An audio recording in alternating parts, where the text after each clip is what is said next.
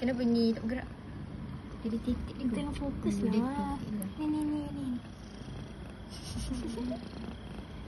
Macam kutu. Comellah dia duduk macam tu. Sama macam nak mati je. Ai. Dia tengah selesa lah dengan mak dia. Mak dia tengah cuddle dia lah.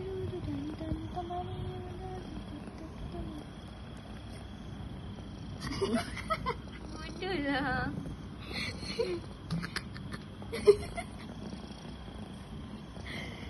Weh, dia mambai weh. Macam ni. Weh, dia mambai.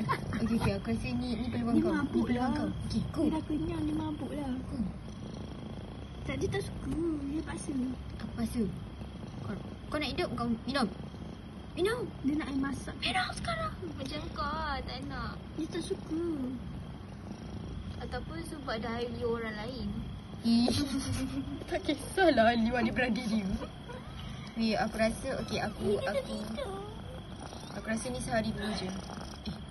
Sorry tau. Mana? Ni kenapa? Tak tahu weh, kenapa dia bangun? Dia nak keluar. Aku salah aku. Ingat lagu lupa. Favorite dia. Gangster ni. Assalamualaikum. Assalamualaikum kawan-kawan. Salah brother. Ni semua anak-anak Wah. Sekali lu kacau, Wah kasih habis sama lu. Mana sini cepat. Mana sini.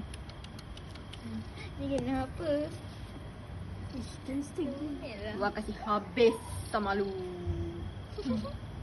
Ya, ni anak-anak Wah. Lu tengok muka Wah kasih habis sama lu. Dah tak fokus lagi kamera aku. Aku tak suka dia. Kenapa kau tak suka dia? Biarlah. Orang lain semua dah tidur. Dia seorang je isap susu. Dia ingat susu tu untuk dia seorang je ke? Dia bawa apa weh? Macam Mela dia tidur. Macam compiler. Kau ni bergerak lah.